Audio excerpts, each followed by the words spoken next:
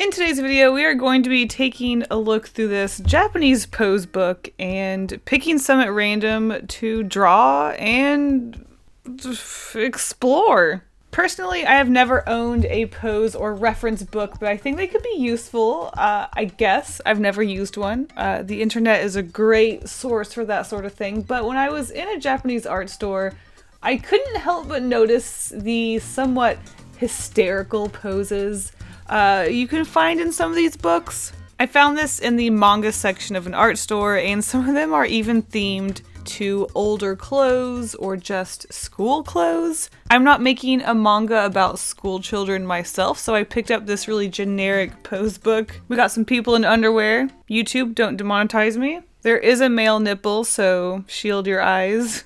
I will save flipping through this book until the very end, so if you don't want to just see me flip through this book, I will spare you that. So at the very end, I will flip through it and we'll kind of look at all of the poses and details. But until then, we are going to just kind of look at the intro. Like I said, I've never used a pose book before, so I don't know if this is normal for pose books. But I thought it was really interesting how they have all of the measurements of our models, and they go into such full detail about the photo, and they have this grid where the the models, obviously. So when you do a drawing, you have your perspective grid, and it has different shots from different angles, and it just seemed really interesting. So with that being said, I think we should pick a random page. Now, I don't know what's in here. I have, like I said, flipped through at the store, but I don't really know what's in here. So I'm just gonna pick our first male and female. Oh geez. And okay. Ooh. Okay, we have two poses actually. 1, 2, 3, 4, 5, 6, 7, 8, 9. So I'm going to put 9 in a random number generator. And we've got number 2. So it looks like we're going to be doing this one, a little bit of a downward angle, looking at a butt. The guy is looking away from her. Oh my gosh, he doesn't want a kiss. But she wants a kiss. All right.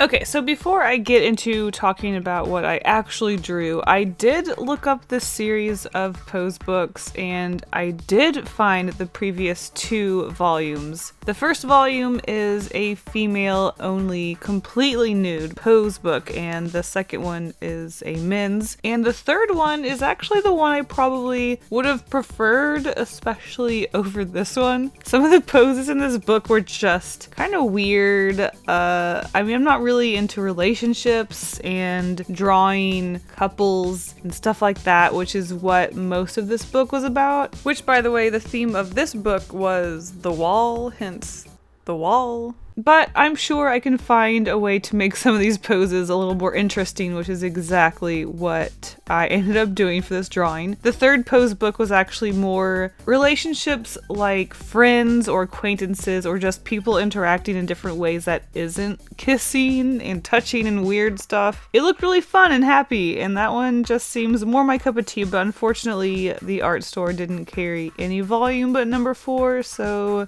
womp womp. That said, I do my best to make these poses into something really silly, and I think I was pretty successful. So like I mentioned, this pose was more of a girl is pinning the boy against a wall, and I guess he's uninterested in a kiss. So I decided to take this in a completely different way than a sort of crush way, and I turned this into something more like the girl is a zombie hunter and the guy is a zombie. So instead of him looking away from her, his head is just on the ground because he's a zombie and he's dead. Don't know how she killed him because it kind of looks like she bit his head off or something, which I did think about putting blood around her mouth to suggest that, but then I just thought, I don't want her to be a zombie, and I feel like in normal zombie situations, if you get their blood in your mouth, you're probably going to turn into a zombie. I wanted her to be be more of like a psycho zombie loner killer that people talk about when they see her, and she's like, there's stories about her, and basically just make her kind of crazy. I also wanted to give them more clothes because I just didn't feel like drawing a bunch of people in their underwear. So as a zombie situation, their clothes are going to be torn up a little bit. I did just kind of go with basic clothes. He's more of like a salary man. He's wearing a tie and like normal pants and a button-up t-shirt, and she's wearing pants. Okay, I said I gave them normal clothes. She's wearing pants where one of the legs have been ripped off. And I guess I just didn't give her a shirt. So maybe the clothes aren't so normal because she's completely topless. Whoops.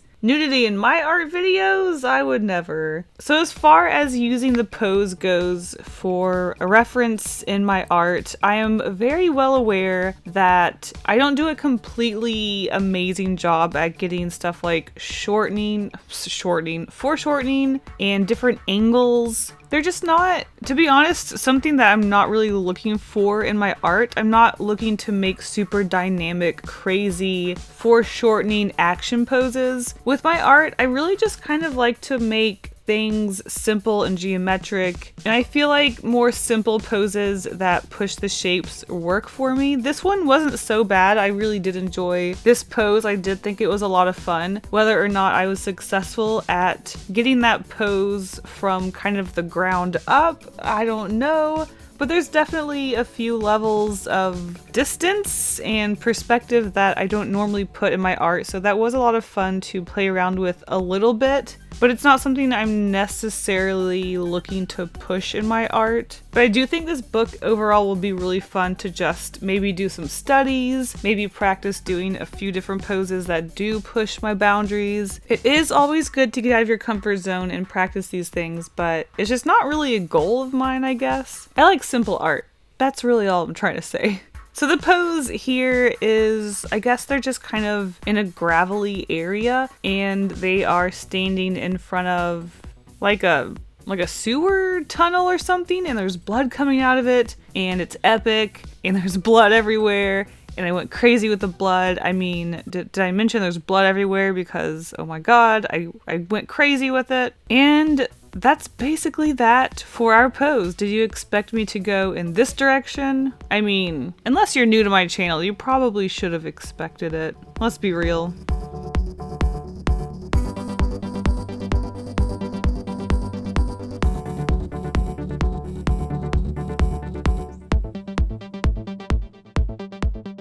All right, moving on to our male-only model. We're gonna flip and stop here. Okay, these are interesting. So it looks like he's kind of collapsing onto a wall and holding himself up with his back here. Or here he's just looking like a sad boy and he's leaning up against the wall. So again, I'm not sure which one. So let's do 1, 2, 3, 4, 5, 6, 7, 8, 9. See what number we get. Number 2. So we're going to be doing this eye level sad boy pose. Oh, he's so sad. Is his tummy hurting? We'll have to come up with a good story for him.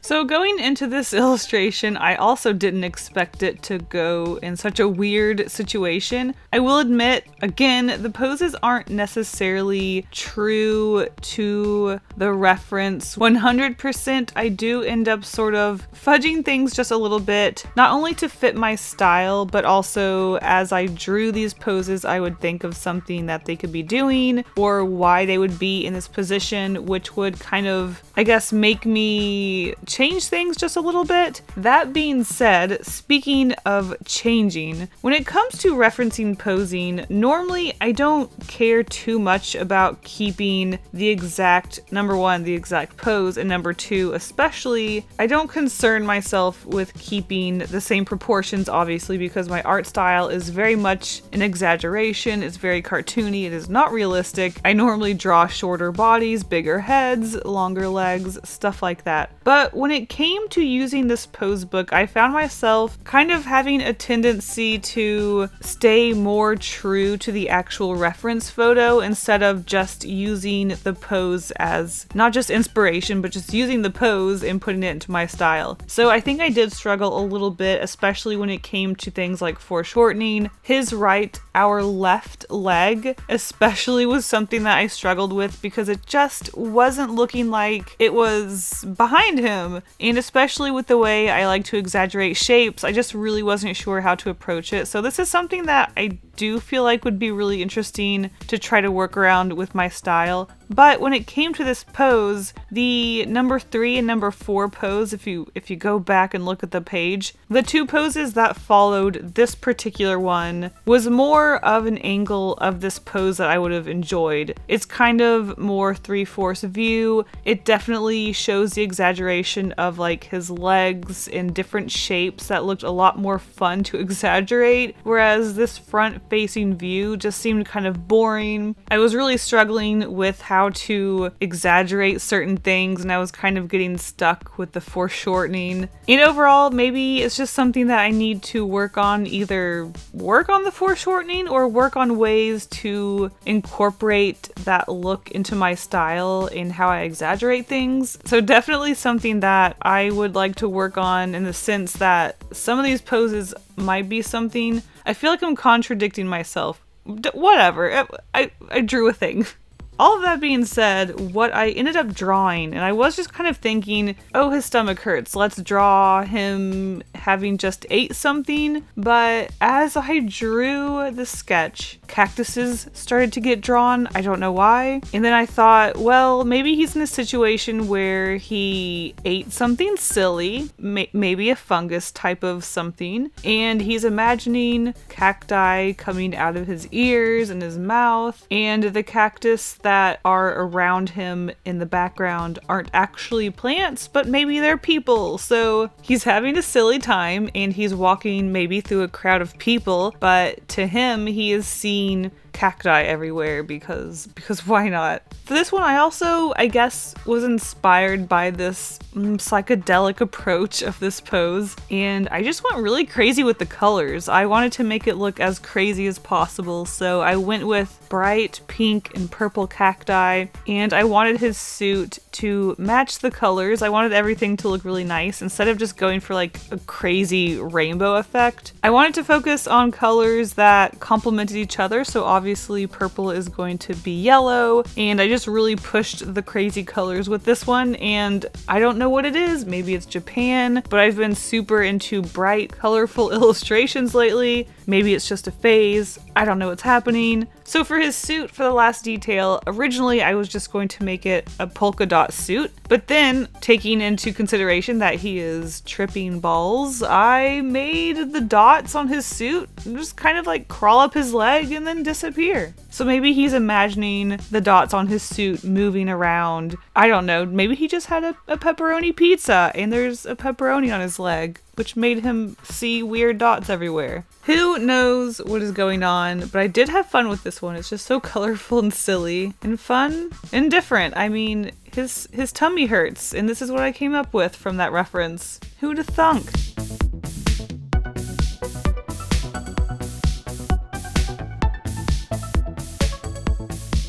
And moving on to our last pose, our female only model. Let's just go ahead and flip through her category and stop randomly. All right. Okay. Ooh, a little sexy, a little juicy. Let's see. 1, 2, 3, 4, 5, 6, 7, 8, 9. Let's see what random number we get. Okay. Number 3. So we've got this above angle up here. Ooh, her face is hidden, but we do have all the juicy bits. Okay, that's an interesting one. Yeah.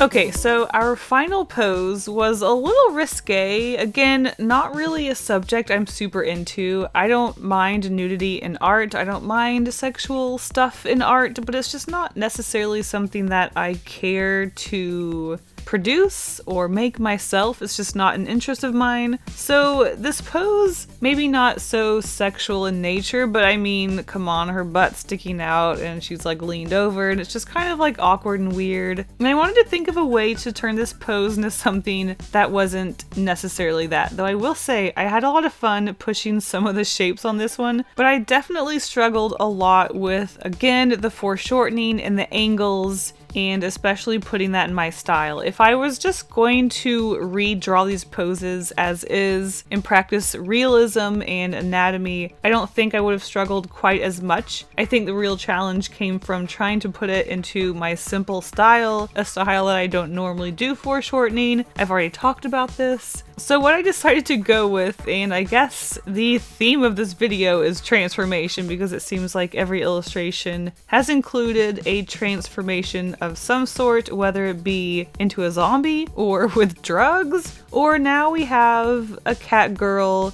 Well, originally the idea of this one was maybe a girl turning into a cat, but the fact that she is surrounded by a bunch of other cats makes me feel like maybe she's a cat that's turning into a human? I don't really know. It's just a really weird one. I just feel like she's maybe a little too curvy for a cat person for me. I don't particularly like sexy animal illustrations, but here we are. Well, here we are.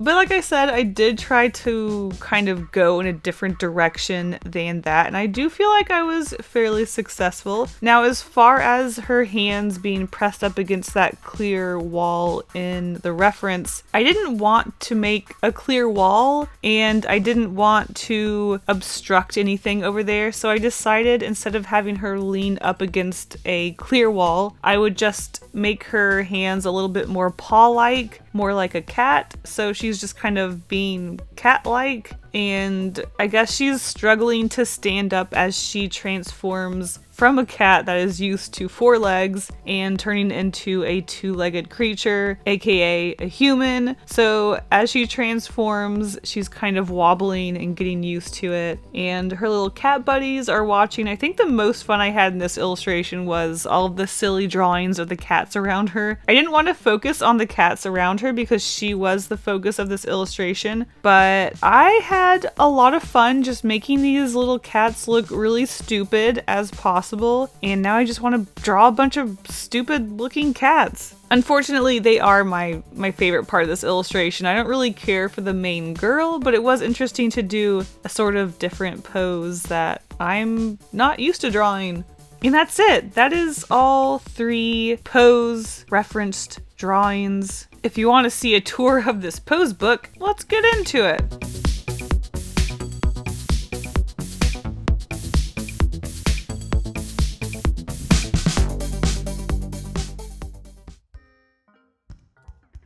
Alright, so let's do a little flip through really quick just to see most of the poses in this book. I think some of them are pretty funny. Our first male and female pose, pretty basic. If you're wondering what the 23 centimeters is in the corner, that just means the height difference between the male and female here are 23 centimeters, whereas over here we have the taller girl, so the height difference is only 8 centimeters. Oh, look, they're drawing. Isn't that cute? Adorable.